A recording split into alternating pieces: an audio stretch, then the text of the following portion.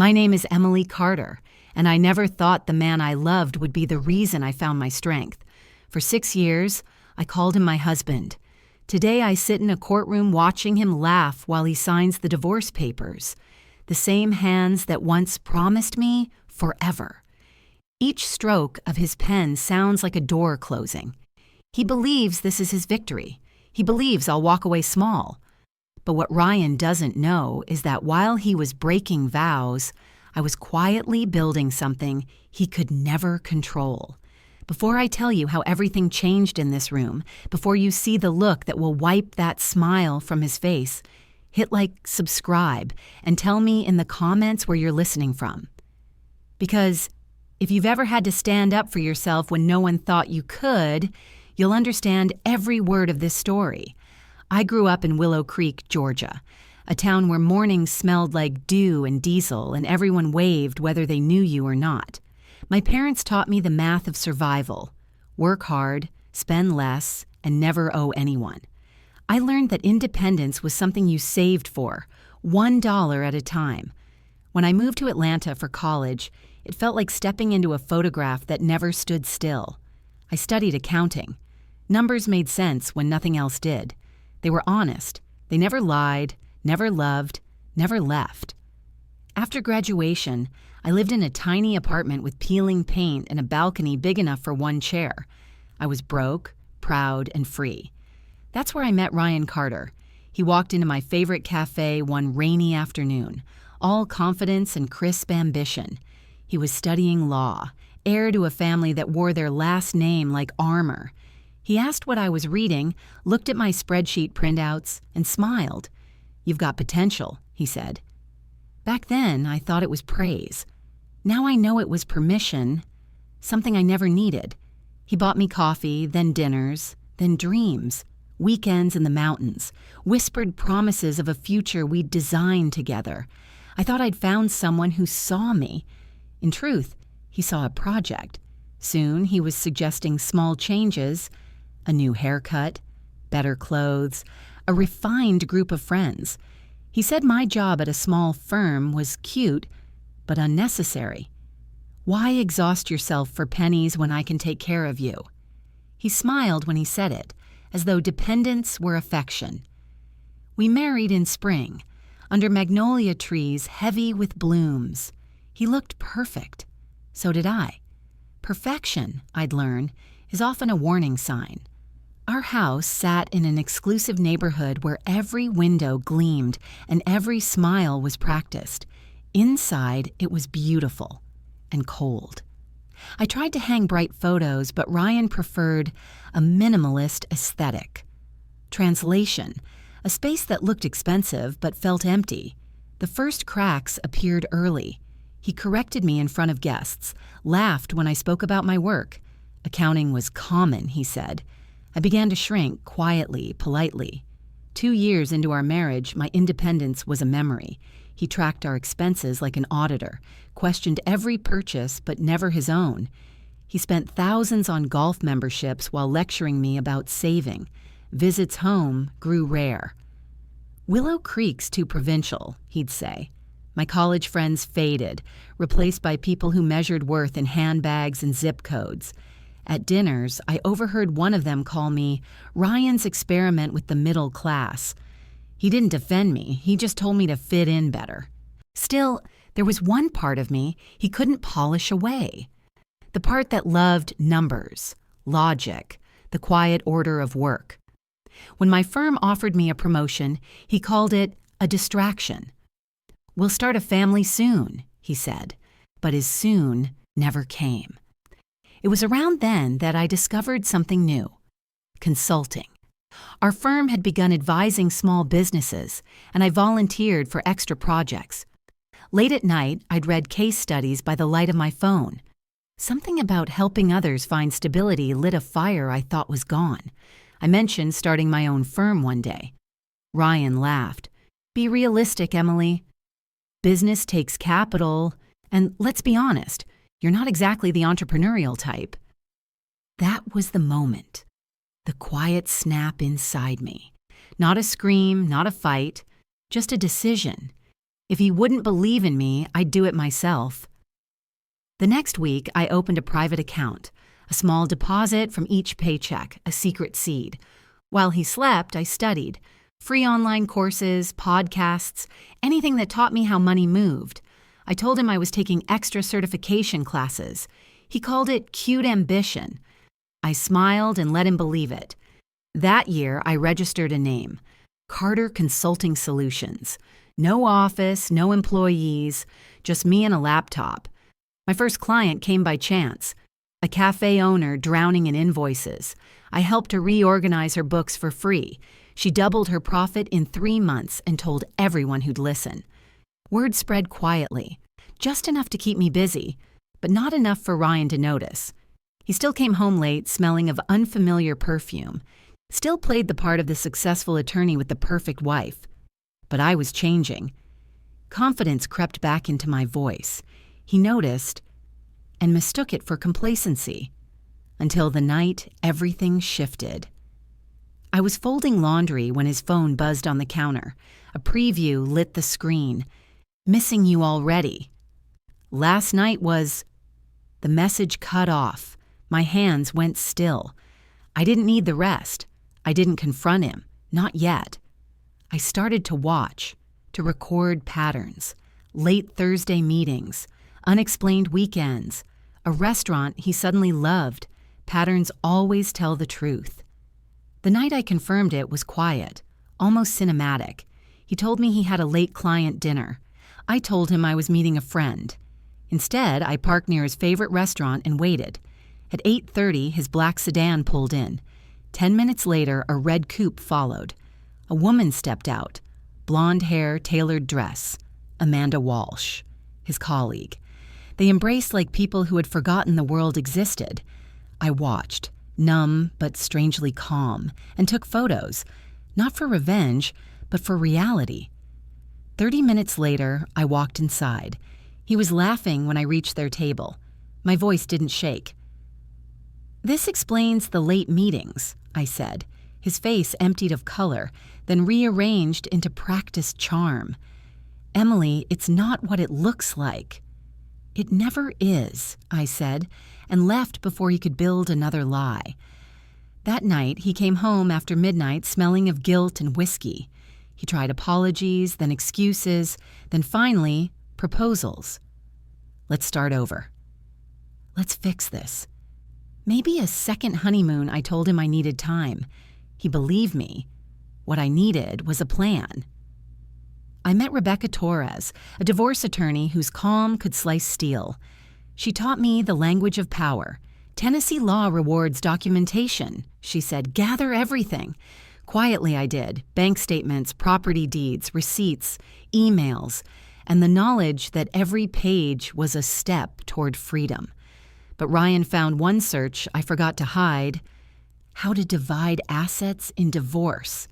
He cornered me in the kitchen, rage twisting his face into something I barely recognized. "You think you can take what's mine?"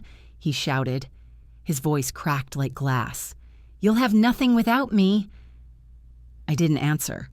I just looked at him and realized, for the first time, he was wrong.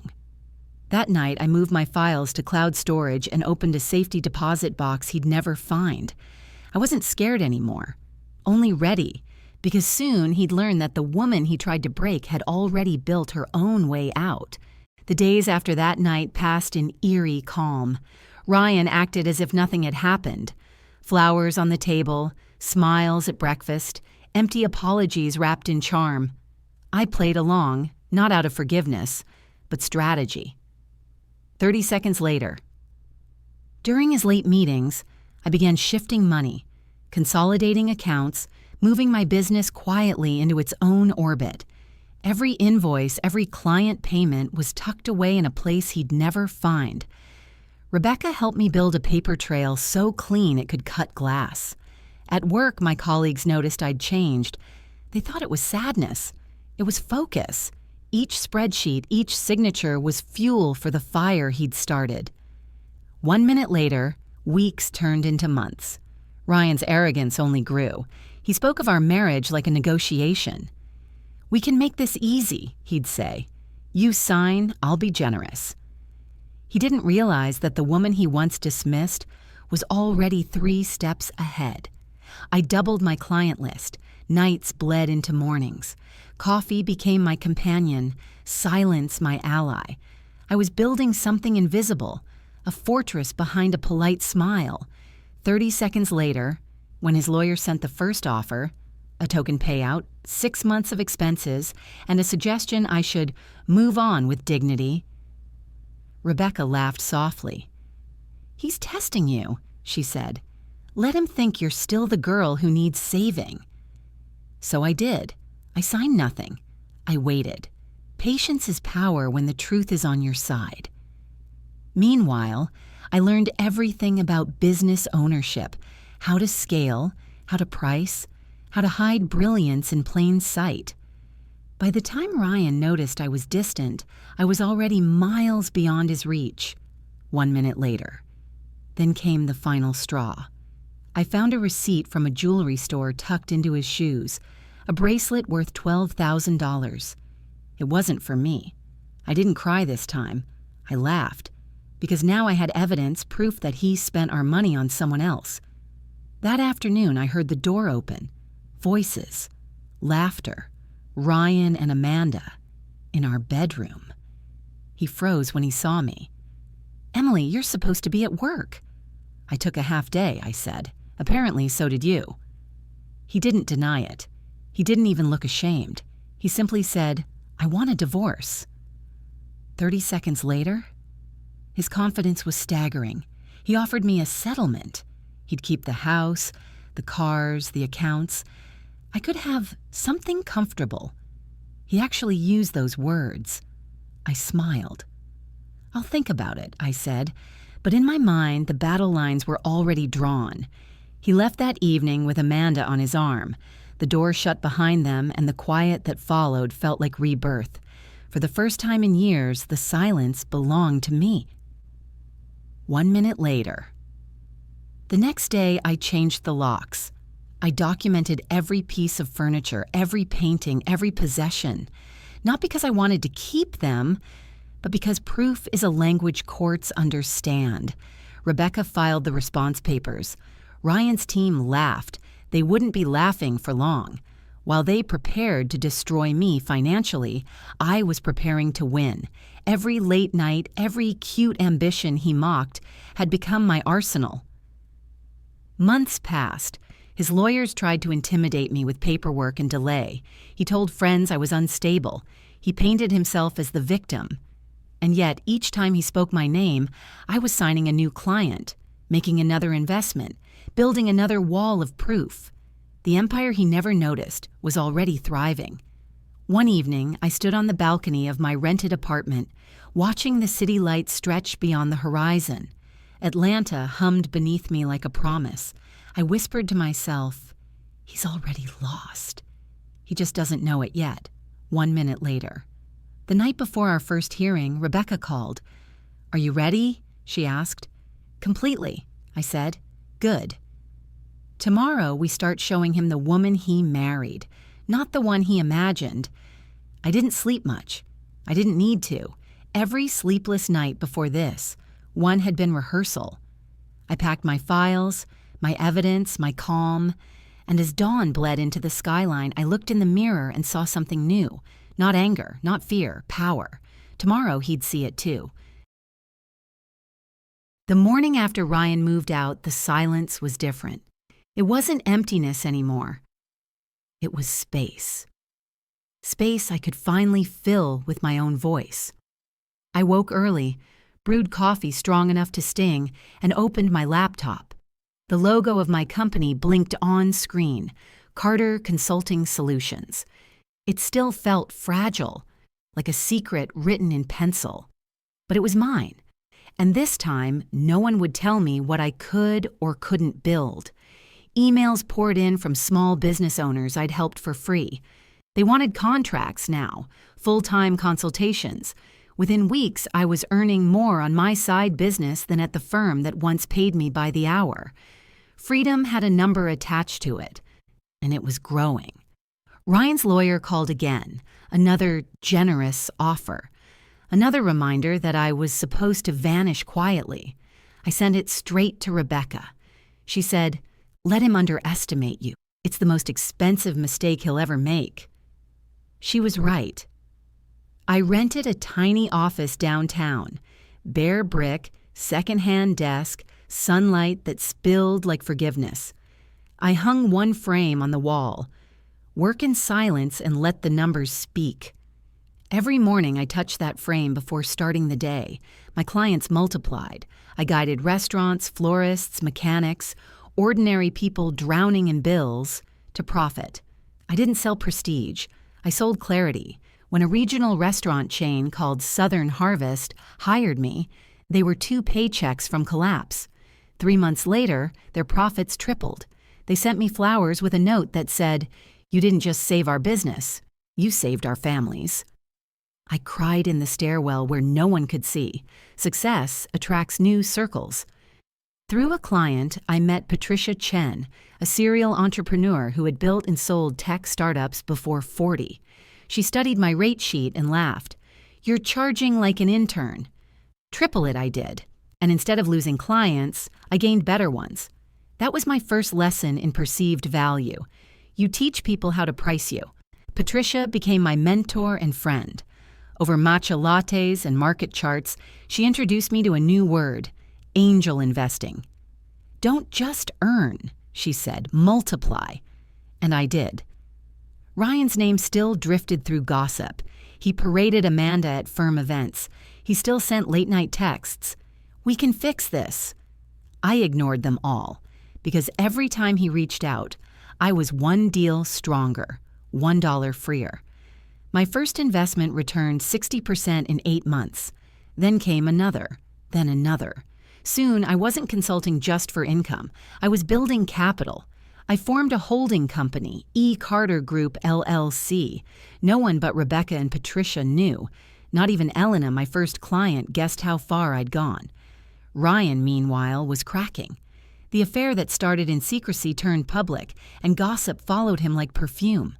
At work, whispers about misused client funds surfaced. He called me once, slurred, angry. "You turned everyone against me." "No," I said. "You did that all by yourself." He hung up. It was the last call he'd ever make to me. I kept climbing. My company hired 2 analysts, then 4. Our profits passed 7 figures. I opened a second office in Midtown Atlanta with floor-to-ceiling windows overlooking the skyline. The girl from Willow Creek had an empire, and no one even knew it yet. Rebecca called one afternoon with news. "We've completed discovery," she said. "Your husband hid multiple investment accounts. That's perjury if we prove it." I smiled. "Then let's prove it." She also reminded me of a forgotten clause in our prenuptial agreement. Any business created without the other spouse's capital remained separate property. Irony has a sense of humor. Ryan's lawyers had written his downfall themselves. The months before trial blurred into strategy. We built timelines, cross-references, exhibits. Rebecca said, "Keep quiet about your valuation until the last possible moment." So I did. To everyone else, I was still the neglected wife. Inside, I was a storm waiting for permission to break. On the eve of the hearing, I stood by my apartment window. The city lights shimmered below like constellations, and I whispered, "Tomorrow he learns who I've become." Sleep never came, but peace did. Morning. The courthouse loomed, gray and grand. Rebecca met me at the steps, files in one hand, calm in the other. "Ready?" she asked. "More than ever," I said. Inside, Ryan sat with his lawyer, tailored, confident, rehearsed. He leaned over and whispered something that made them both laugh. He didn't realize he was smiling at the edge of his own ruin. The judge entered.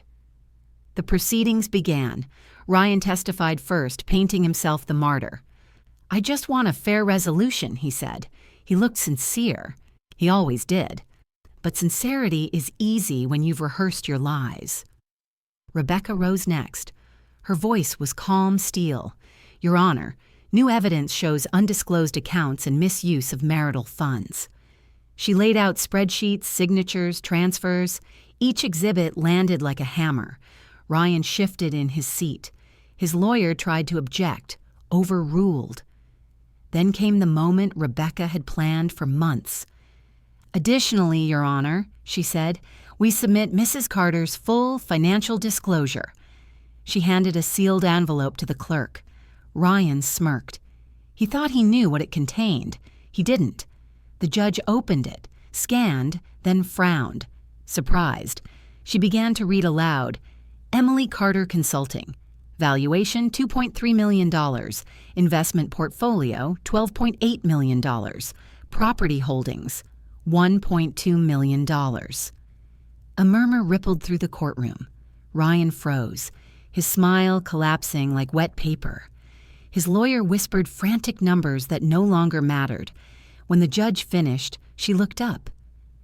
"Mrs. Carter's assets total $16.3 million. Mr. Carter, do you wish to amend your statement that your wife is financially dependent upon you?"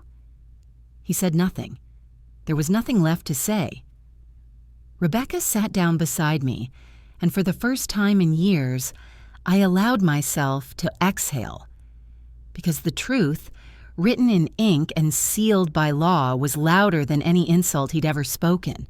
The next morning, the courthouse felt heavier than the day before. It wasn't fear anymore. It was the weight of everything that had led here. Every quiet night, every insult swallowed, every ounce of strength disguised as patience. Ryan sat at the defense table, his confidence still clinging to him like an expensive suit that no longer fit. His lawyer flipped through papers as if the right argument might still appear. I sat behind Rebecca, hands folded, pulse steady. For the first time, I wasn't rehearsing what to say. I already knew the truth would speak for itself. The judge entered calm and deliberate. "Court is now in session."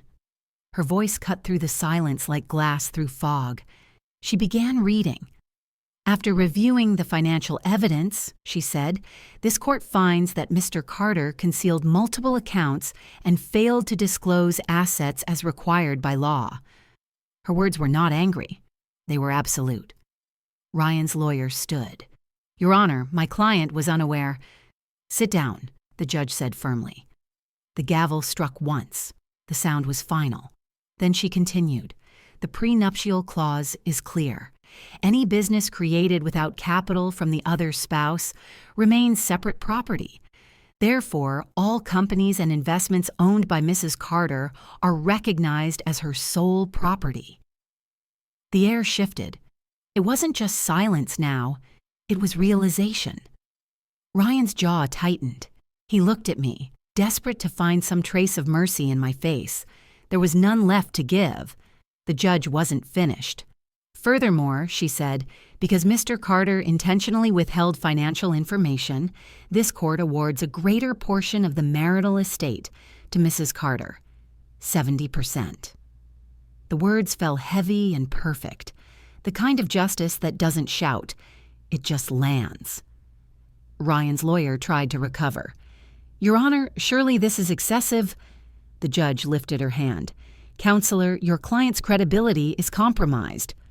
"Do not test my patience." Ryan turned to me, his face a storm of disbelief, rage, and humiliation. "You planned this," he hissed. "All these years, you were just waiting to take me down." I met his eyes. "No, Ryan," I said quietly. "I was rebuilding myself while you were destroying what we had." He flinched, like the truth itself had weight. The gavel came down once more. "Case closed," the judge declared. And just like that, 6 years of love, control, and deception ended, not with tears, not with shouting, but with the calm sound of justice being recorded into history. I stood, collected my files, and walked past him without a word. He called after me, but his voice was just another echo in a place I'd already left behind. Outside, sunlight poured down the courthouse steps. I felt the warmth hit my skin, and for the first time in years, I didn't feel small. I felt limitless. Patricia and Elena were waiting by the car, smiles wide, eyes bright. "To freedom," Patricia said. I nodded. To freedom, and to never needing permission again. We drove through Atlanta, the skyline glittering like a crown. I wasn't thinking about revenge anymore. I was thinking about what came next. The following week, I moved into my new penthouse, floor-to-ceiling windows, no ghosts, no echoes, just light. I opened the doors to the balcony and breathed in the city air. I'd bought the place under my holding company's name, something Ryan would never touch. That night, I poured a glass of wine and watched the reflection of a woman who no longer needed saving. I smiled, not because I won, but because I finally understood what winning really meant. The next morning, my office was waiting. Flowers, notes from clients, congratulations from people who believed in me. On the wall, a new framed quote, "A gift from Patricia. They underestimated me." That was their first mistake. I touched the frame and laughed, because she was right. Every person who doubted me had unknowingly become part of the foundation I built to stand on. Months passed. My company grew beyond Atlanta. Offices in Miami, Chicago, New York. The app I helped fund reached 100,000 users and was acquired by a major financial firm. The deal made headlines. But the headline that mattered most to me was the one I'd written for myself: Emily Carter, independent, unbreakable, free. I started a foundation that year, the Carter Initiative, a program helping women find financial independence, escape controlling relationships, and start their own businesses. Every workshop, every loan, every success story was another way of saying, you are not powerless. One day, months after the ruling, I opened my email to see Ryan's name. It was short. "Congratulations on your success. Maybe we could talk." I stared at it for a long time. Then I clicked delete. Some doors don't deserve reopening. I didn't need closure. I already had freedom. Sometimes, late at night, I look out over the city lights and think of the girl from Willow Creek, the one who thought love was safety and silence was peace. I wish I could tell her, "You were never weak. You were just preparing to rise." So if you're listening to this and someone once told you that you couldn't, that you weren't enough, that you needed them to survive, remember this: silence can be strategy, patience can be power, and success, quiet, unstoppable success, is the sweetest revenge of all. Because sometimes losing what you thought you wanted leads you directly to what you truly deserve. My name is Emily Carter, and I didn't just survive him. I built something he could never destroy.